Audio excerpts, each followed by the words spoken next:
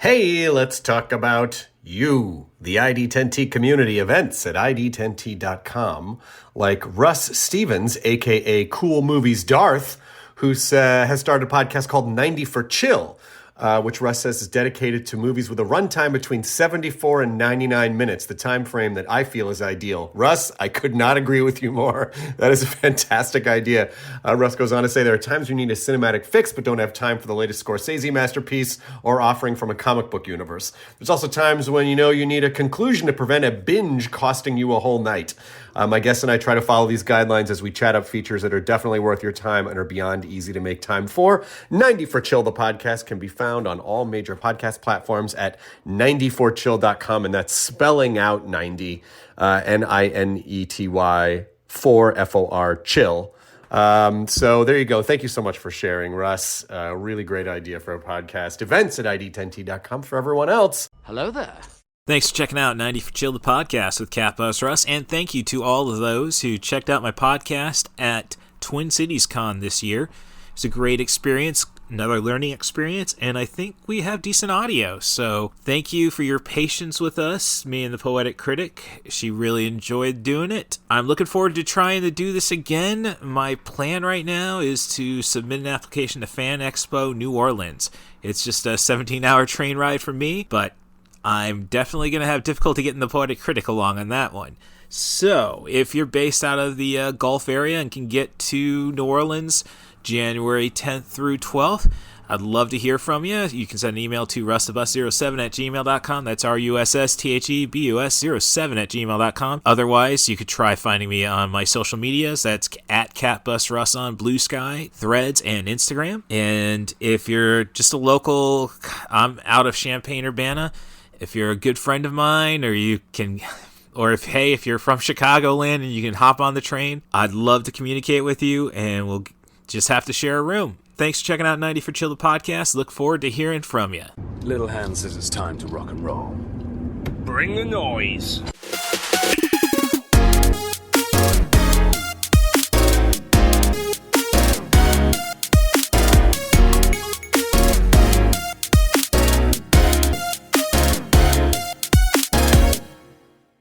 Okay, so it's 3:31, so I guess we better get this show rolling. First off, let me just state this podcast is protected under the laws of the United States and other countries. Unauthorized duplication, distribution, or exhibition may result in civil liability, criminal prosecution, and the wrath of the tall man. For those who have seen any of the Phantasm movies,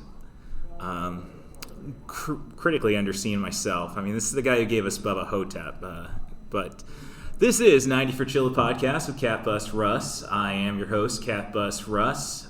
This is a podcast dedicated to the features of the ideal runtime between 70 and 100 minutes. With me today is my big sister, the smartest mind in cinema in Central Illinois, probably because Brad Jones moved up to Chicago, the cinema snob. The Poetic Critic. She's been helping me out on the show numerous times, and she never will reject a trip to a con if she can arrange it. So, how are you doing? How are you doing today, Rory? I'm doing very well, thank you. I've really been enjoying the convention. Oh, that's cool. Very cool. I know you did the Doctor Who, if it was in the United What States if Doctor yesterday. Who were made in America? Yes, we did that yesterday. Yeah, speak of. So, otherwise, panel-wise for me, I got to see a bunch of great authors talk about killer characters, villains that you both want to cheer on and, of course, want to see get their comeuppance. And there was also a good how to start a podcast panel with Nerdy Folks, I think was the name of the panel of the podcast.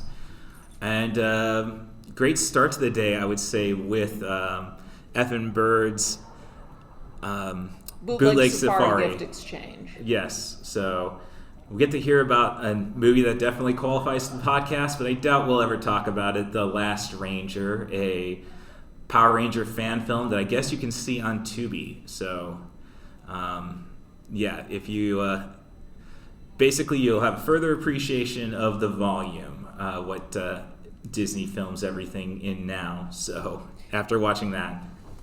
That's enough prelude.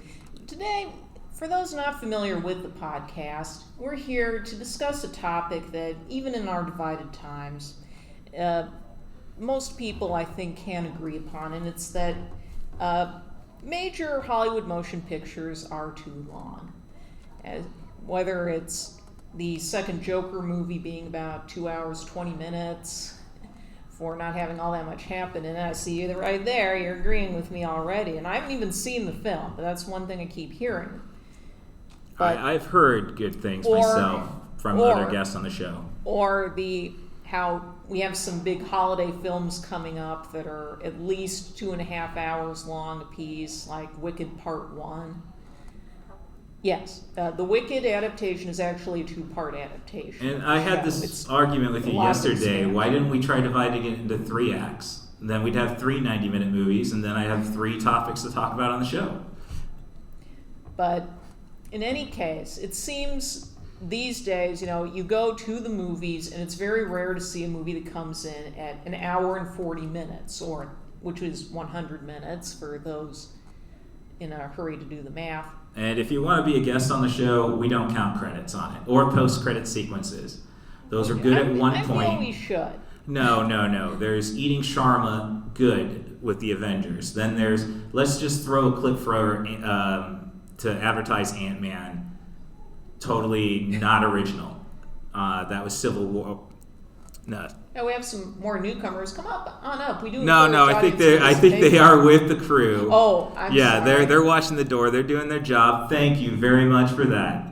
So honestly, what I wanted to come in with is, as I said, as you see on the buttons I'm wearing, I've kind of started an LLC called I Dig Crazy Flicks, and I think. That is really the biggest draw, I think, to modern movies that are between 70 and 100 minutes. Like what you see on Tubi and such, like going back to Bootleg Safari, a lot of talk about the legendary Twin Cities Con panel they did last year about Lady Terminator.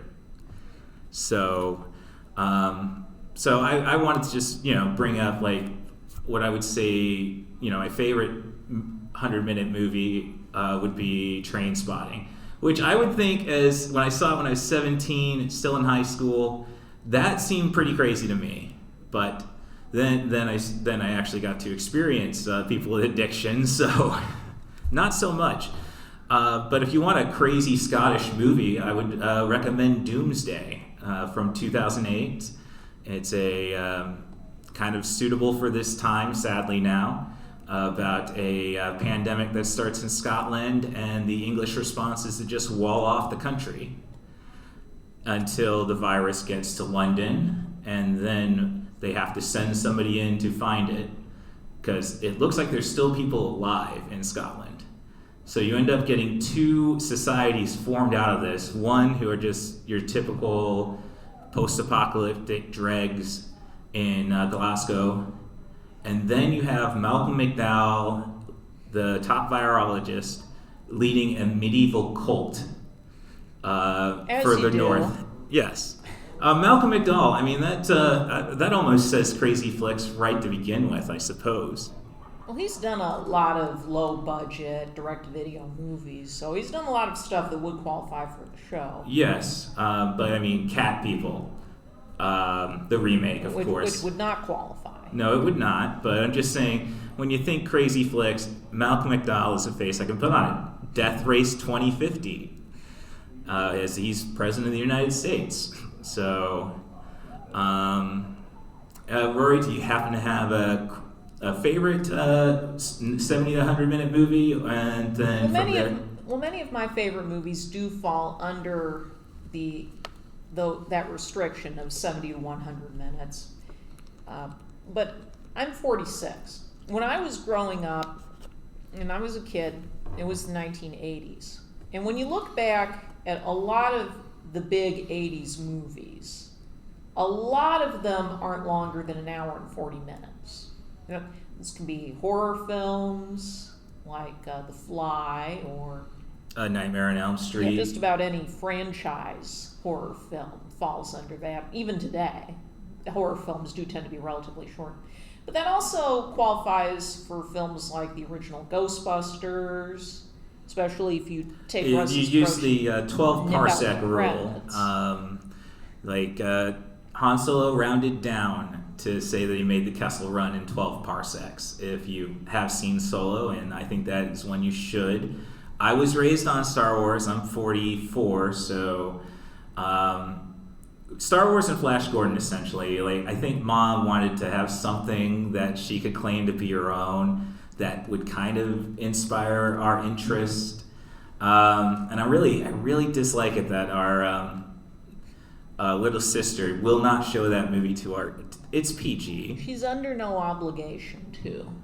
But it was my first birthday present to my nephew. Like, that's just part of growing up. You can't force things on people like that.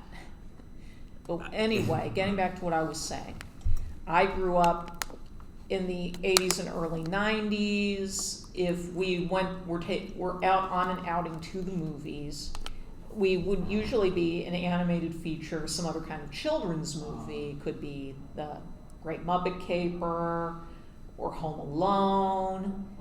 And a lot of these movies are maybe an hour, 40 minutes tops. Even shorter with animated features. The Land Before Time, I think, clocks in at 68 minutes with the credits. I thought 72, but it's shorter than that.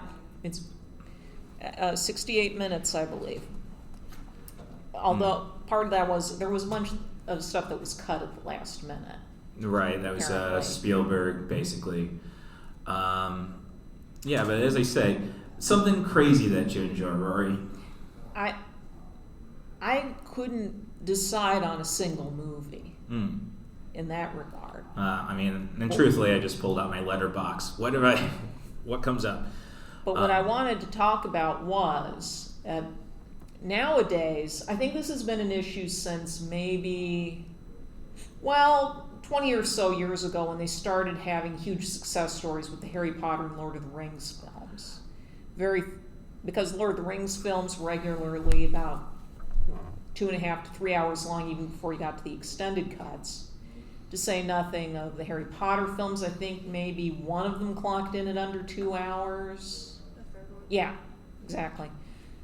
And nowadays, it seems every big production, anything that we're being encouraged to get out to the theater and see on the big screen, especially post-pandemic, has this really long run time of at least 2 hours. Even children's movies. Well, I think my big issue with that, honestly, is just the fact that we're more of a streaming society now.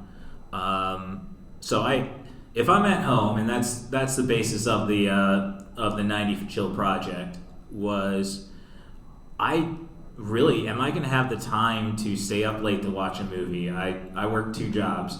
And I don't want to watch a TV show because if it's streaming, then you're just going to binge that and you're going to lose the entire night anyhow. And so what I'm getting at when it comes to streaming is that, okay, well, if I want to go out to the movies, I'll go out to the movie. I don't care how long it is. But when you're subsequently releasing a lot of movies at the same time on the streaming services, it's kind of like, well, no, that's not what streaming is for, at least not what I use it for. And I'm also a big physical media guy, so it's like, if I buy something, it's special. I don't care how long it runs. So that's my big issue with that. Otherwise, like, if you want to go see a movie, you're going to make a night of it. So 3 hours is not a big deal for me there. But do you think that's part of the reason why the studios are making these movies longer than they used to, or at least feels that way on average? Well, I would say it's more or less they just don't know if their property. Everything is being designed to be a franchise. So with that in mind, you have to, if you don't know what you throw at the wall and what's going to stick. So you just throw everything at the wall in your first movie and then build from that. If it's not, then hey, you're going to have a fan base at least. People will keep buying the disc. At least it'll keep Shout Factory alive. But yeah, it's just like we might not get another go at that. I think is the policy of Hollywood right now. But that wasn't how it worked back in the 1980s. If a movie had multiple sequels, on average they'd be like 80 to 100 minutes long.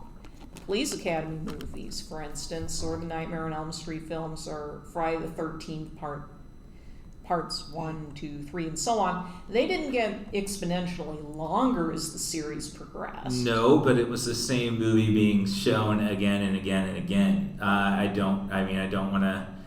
I have my horror franchises that I love. I'm a big Saw fan personally, and there's a podcast about junk food movies I'm going to check out later today.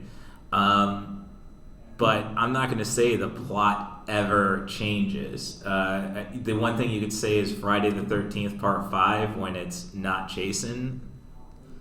I don't know. You could just as easily say that about how predictable superhero movies have become at this point. Or young adult novel adaptations, which they're still doing. Or legacy sequels.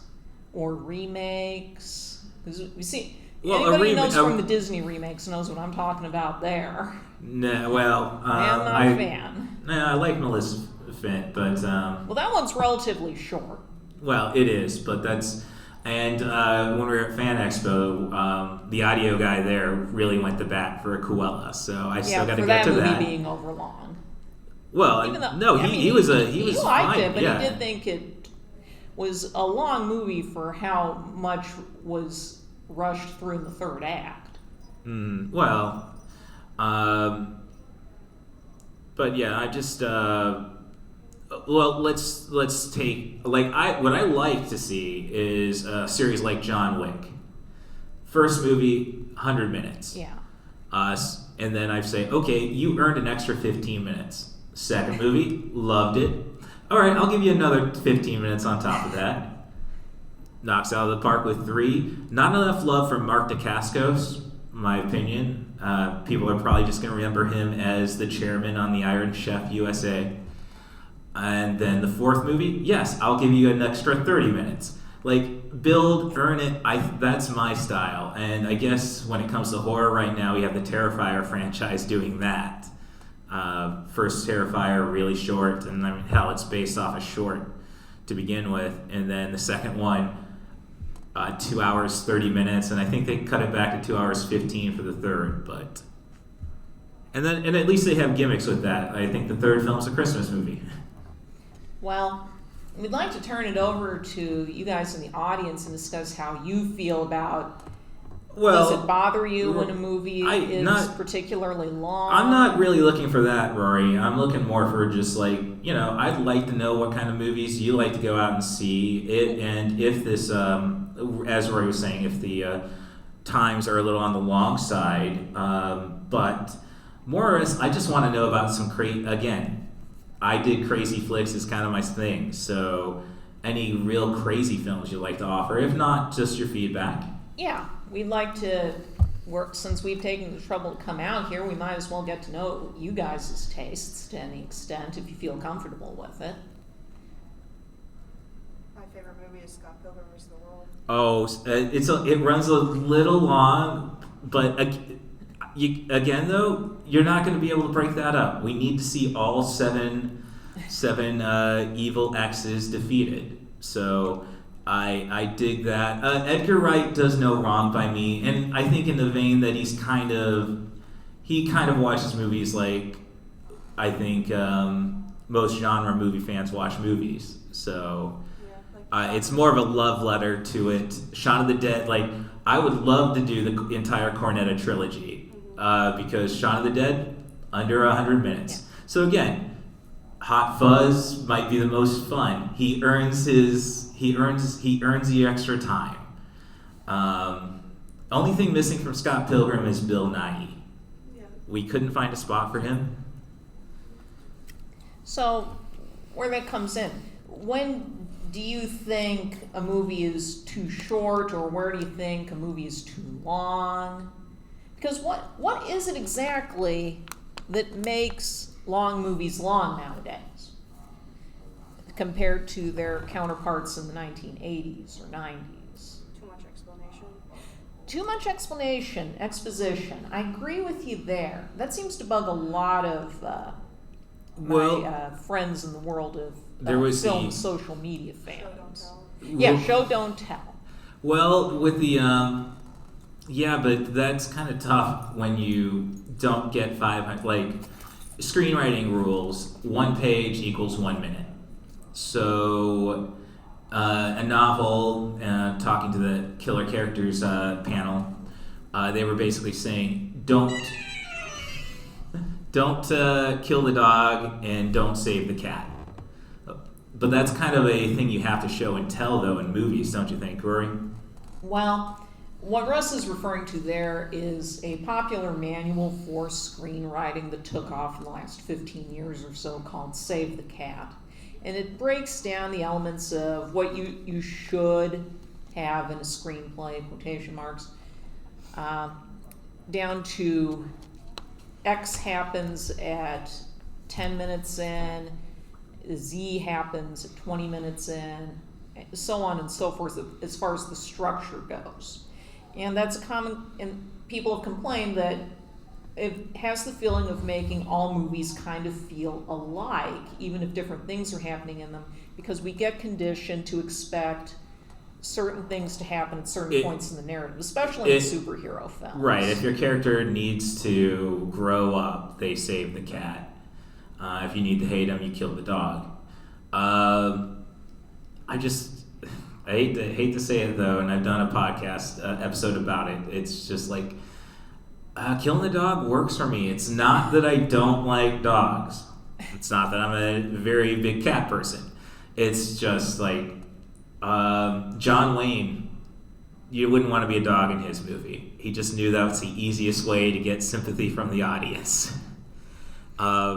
But my favorite action franchise right now is totally based on it.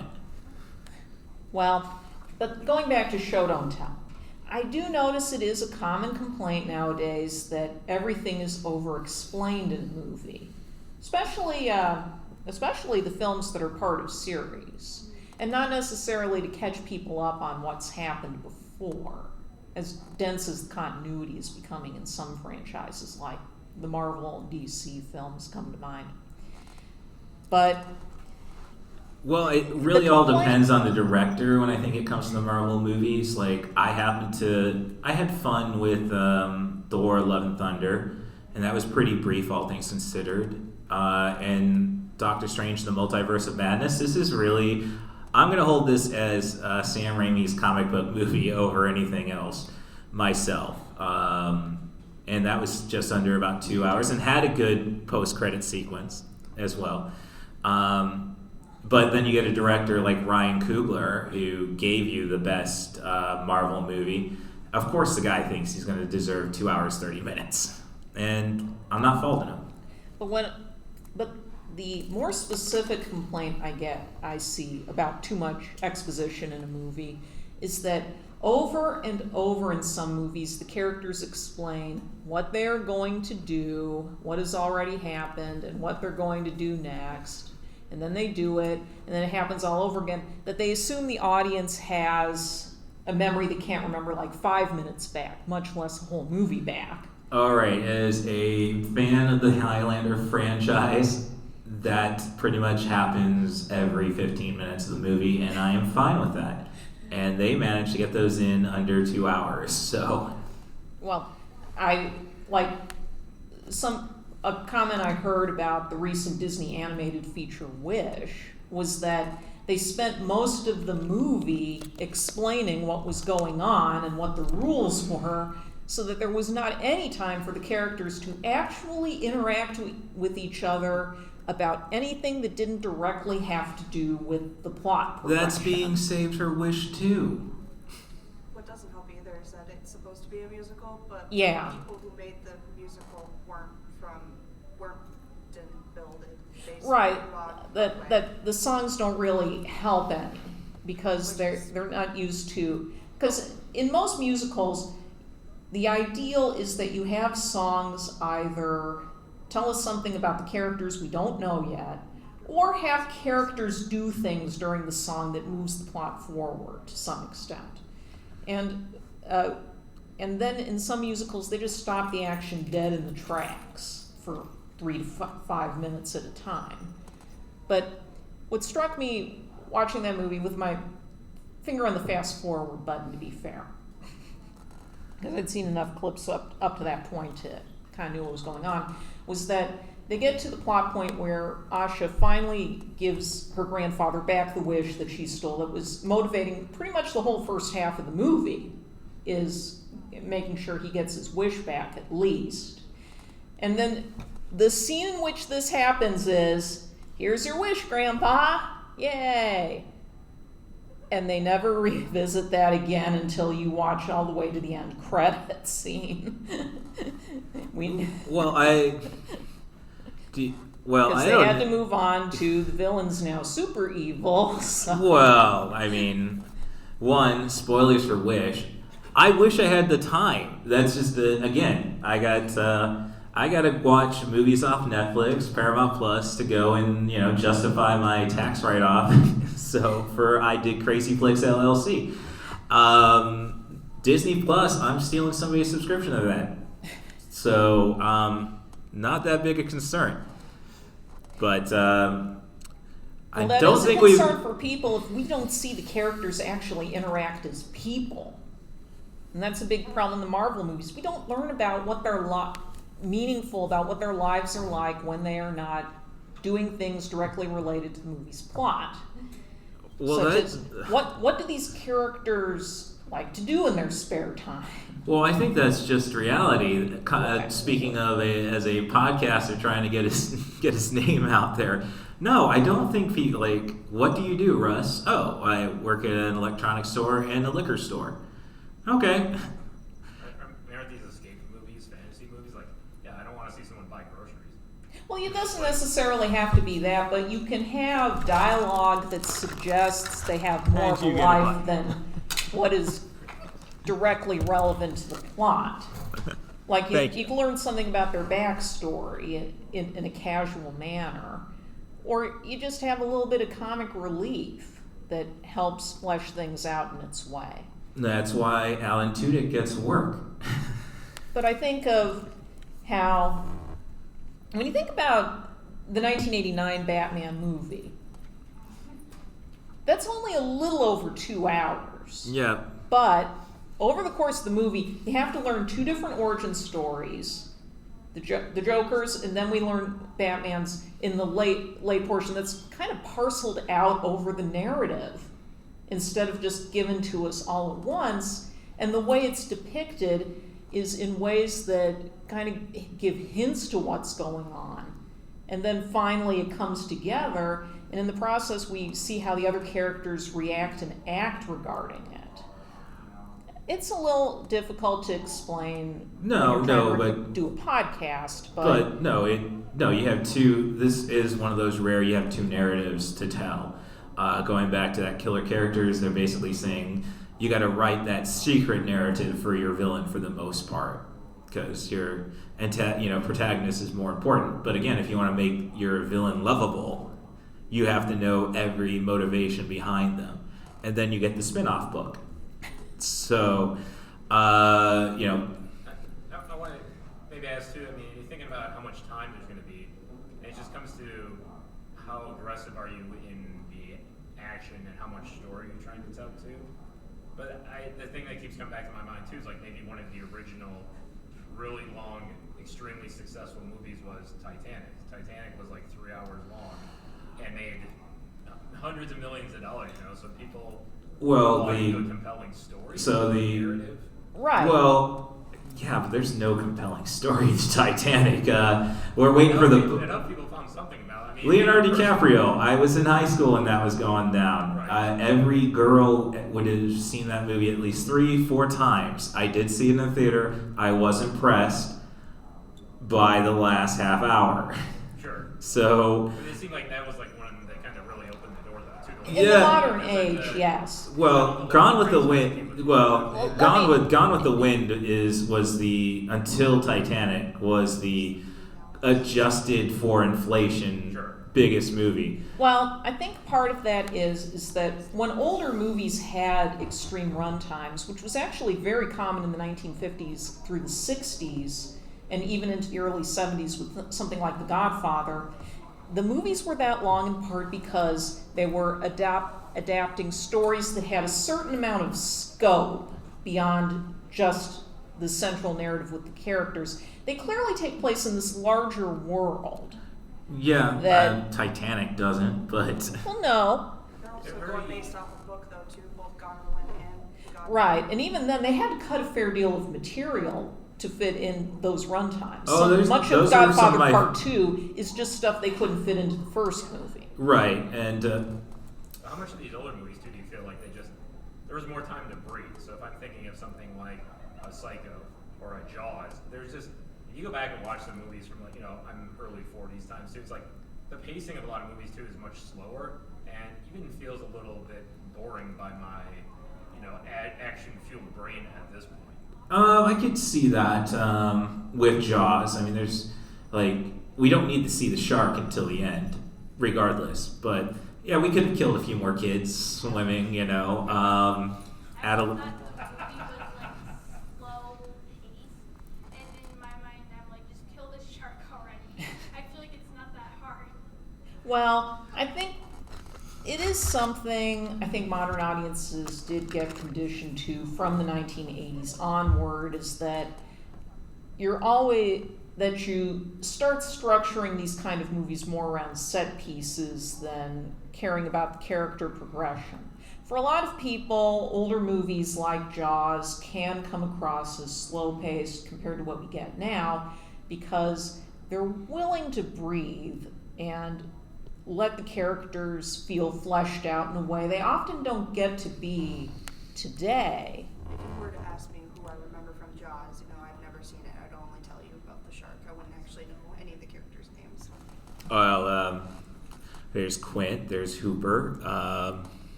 I mean, that's Richard Dreyfuss and Robert Shaw. There's the mayor, who's a great joke, ends up being a great punchline in Ghostbusters 2016. One of the few great punchlines in that film.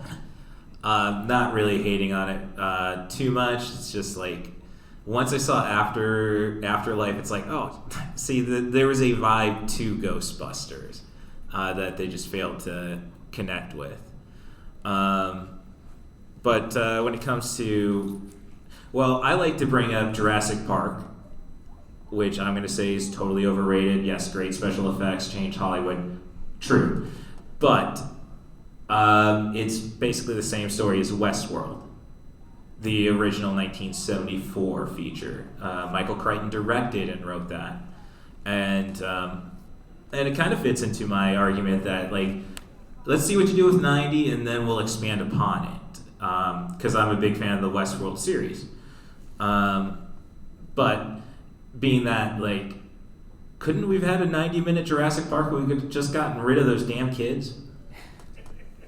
The way I look at it, Jurassic Park... You get a button for that. But, sorry, I didn't expect those buttons to fly like that. You deserve it. You've contributed. you could have just told everybody they could have a button once we were done. Oh, she earned hers with her comment about just killing the damn shark. But I think looking back at films like Jurassic Park that I kind of grew up with, I was a teenager when that was new. It is interesting to revisit that film and see how the movie is pretty interesting despite really parceling out when the dinosaurs appear. I mean, we don't get the big set piece everybody remembers is the T-Rex attack. That happens a little over an hour into the narrative. But there's still a lot of interesting stuff leading up to that, and a lot of it comes down to just the little character interactions and how they are responding to the whole idea of the dinosaurs existing and their debates over it. So, to our younger audience member, your opinion on Jeff Goldblum? And funny TikTok. Funny TikTok, that's good. And gosh, you're making me feel old when I said to the younger one. She's never seen Jurassic Park. Oh, okay. Brundlefly. Yeah, no, that's so I do go and list my favorite discovery of each year since started my blog back in 2019. First year was Brigsby Bear with Mark Hamill. Second year was Videodrome. Third year, what I thought Cronenberg could have kept the title. He did it with The Fly in 2021. And then 2022, I just liked Mad God, stop motion on Shudder. Phil Tippett. Like, if you appreciate any 80s special effects, it's a must watch. Not a lot of narrative, but it's a trip. And I could say like some of the movies we've watched together, some older ones that she seemed to have enjoyed is like some of the Ivan Reitman kind of stuff. Yeah. Yeah. Maybe like Meatballs. Uncle Buck or They're Great Outdoors, and these are not like big action movies or anything like that. I mean, they're just very much just storytelling movies. Right. They're very looking at a lot of old. I like revisiting a lot of '80s movies I was too young for as a kid.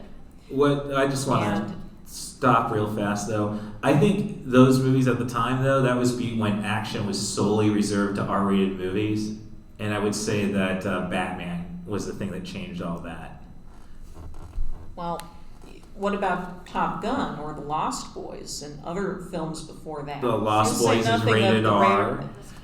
Is it? I think it's PG-13. No, rated R. I mean, you got to keep in mind the '80s PG-13 was reserved for violence, essentially. Ripping out somebody's heart in Temple of Doom. The Gremlins. Really, you had a feel for the Gremlins. Those were before PG-13. They were the reason for PG-13. No, we can't scare kids. We gotta is basically what they were saying. So violence changed. I mean, you get 2 F-bombs in the original Beetlejuice. The Lost Boys is rated R. I'll grant you that, but Top Gun was a PG-13. No, it was a And- PG. Oh, Iron that's Eagle, right. the superior Yeah. feature, that was a PG-13. Right. It is true that action movies the '80s did tend to lean to the R-rated side, and that one of the key reasons we ended up with PG-13 was because there were complaints that films like Indiana Jones and the Temple of Doom went a little too far with the PG rating. Right. Well, as they say, and kids were getting nightmares from Gremlins if they didn't already have nightmares from Superman 3. Yeah. Yeah, No. Poltergeist Well, was a PG. Toby Hooper, like that should for just to respect him. It should. Now we're just gonna say R for the sake of it. Your kids are gonna see it anyhow. But and that's another thing about the '80s. Still did have like more kid adventure kind of movies too. Like E.T. was kind of an adventure movie. Oh yeah, no Goonies. you know, Yeah, and It was G, wasn't it? E.T. is a PG. Yeah, it wasn't. It wasn't until Lilo and Stitch that we really start saying, you know what, everything's going to be PG. But action movies did lean towards R-rated in the '80s, but you did occasionally have films that were aimed more at kids, like The Goonies. So it The wasn't Explorers. solely that province. Yeah.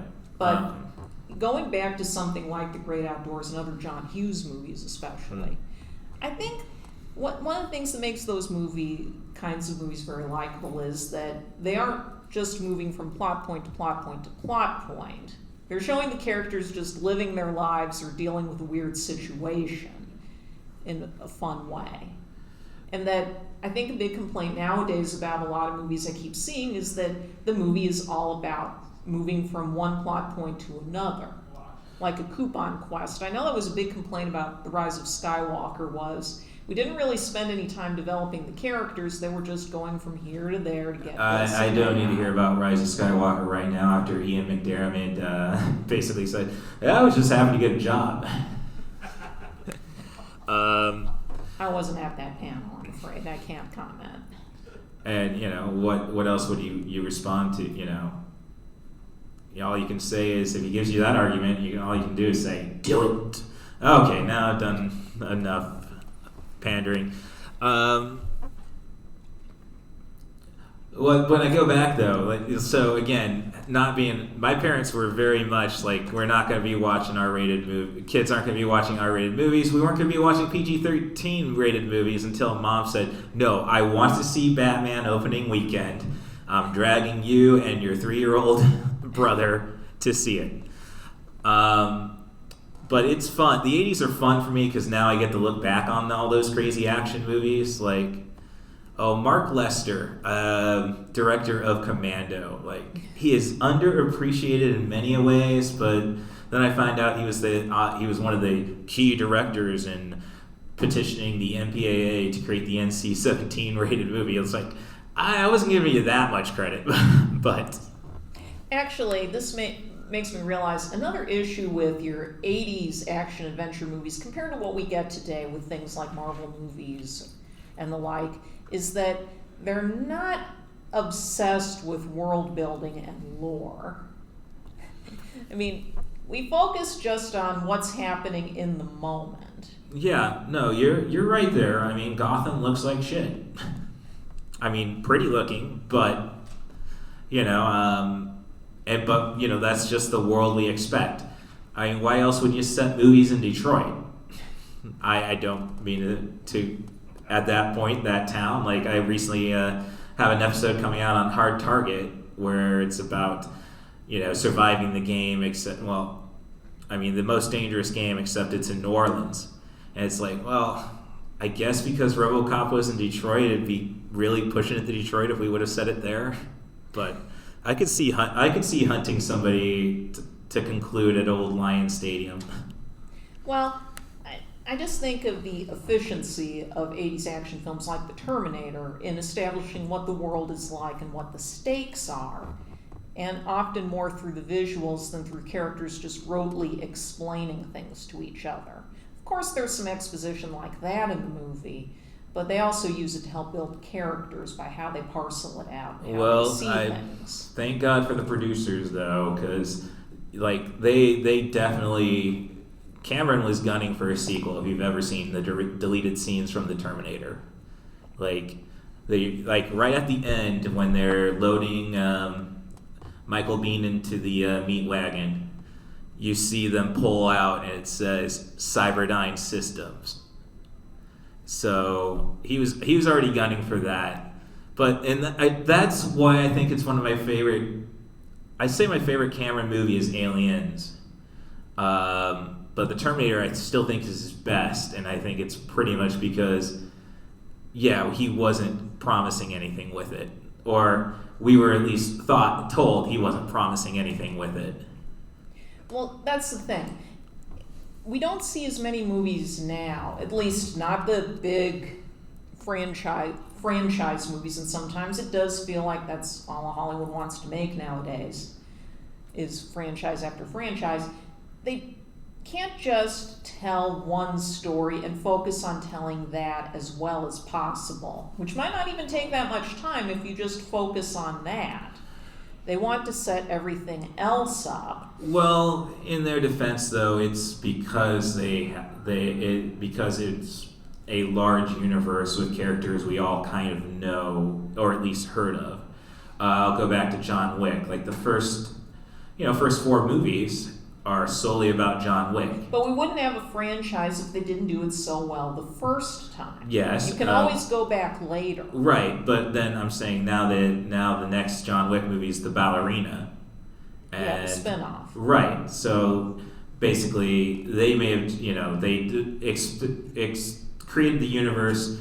So, I don't know, maybe I'm arguing for world building, but the thing is, you create the universe and then you throw a new character into it, I think is the answer. Not, all right, let's go and make sure this guy who helped Ed Norton out is going to be a supervillain in a movie that's never going to come out.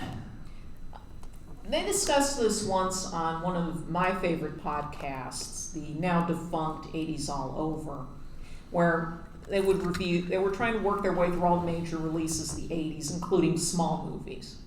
And the hosts, Drew McWeeny and Scott Weinberg, got into a conversation discussing the He-Man She-Ra animated feature, The Secret of the Sword, which is a short movie, but keeps episodes introducing. 1, if you're looking for it online, it's episodes 1 through 3 or 1 through 4 of She-Ra. Yeah, it was basically an edited movie. So it spends pretty much the whole time introducing character after character after character because it was tying into a toy line.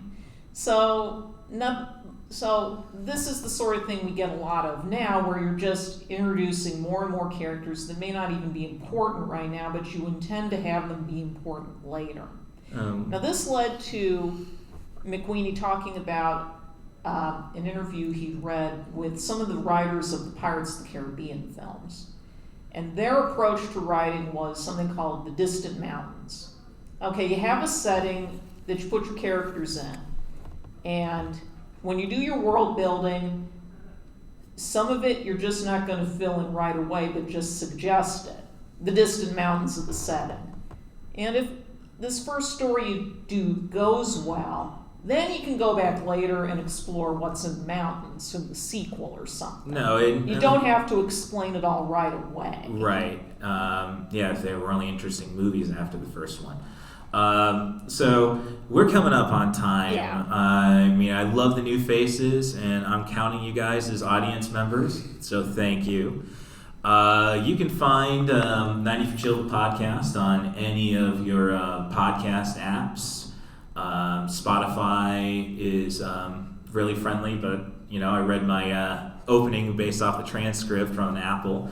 Either way, 5-star reviews preferably just help the algorithm out. If you want to be as honest as possible in the comments, I am more than happy with that. I also have a Patreon. That's patreon.com/IDidCrazyFlix, where at least I'm only looking for about $3 a month. Basically, make sure I have energy drinks to do my 50-hour work weeks and this podcast. And, you can see pictures of my cat on my Instagram at CatBusRuss. You definitely don't want her to starve. Otherwise, if you want to be on 90 for Chill the podcast, send an email to russthebus07@gmail.com. That's RUSSTHEBUS07@gmail.com. And just offer me a movie, a director, an actor, a theme, and just try to focus on movies between 70 to 100 minutes. But, beggars cannot be choosers. I am willing to negotiate anything. Like, I've done many marathon episodes where it's like, a friend of mine, I really want to talk about Tombstone. Okay, you give me 2 other Sam Elliott movies, and I'll give you 3 other Sam Elliott movies. We got a show. So it's basically the idea is like, you need a 6 p.m., a 8 p.m., a 10 p.m., and a midnight movie. And Tombstone would be the midnight movie. So, you can follow me on pretty much all social media at CatBusRuss, except for Twitter, and I'm kind of proud that was a ban. You can see what the Poetic Critic's watching on Letterboxd. That's letterboxd.com/thepoeticcritic. And all I really got to do is say thanks for everybody, and more important than me, thanks to Sasha Harden for keeping me motivated, and hope she's doing the same for everybody else she touched in her life, and I hope she is squeezing the ever undead ectoplasm out of my late cat Skimbleshanks. Rory, do you have anything to say? We'd like to thank you all for your time and your patience with us. You had some good comments. It was a very rewarding experience. All right. Well, I usually close it with the soundbite of Crawley from Good Omens. Can I get a woohoo? What's your opinion on the 90-minute movie that they're going to do instead of a full season 3? Can I hear a wahoo? This podcast is protected under the laws of the United States and other countries. Unauthorized duplication, distribution, or exhibition may result in civil liability, criminal prosecution, and the wrath of the tall man.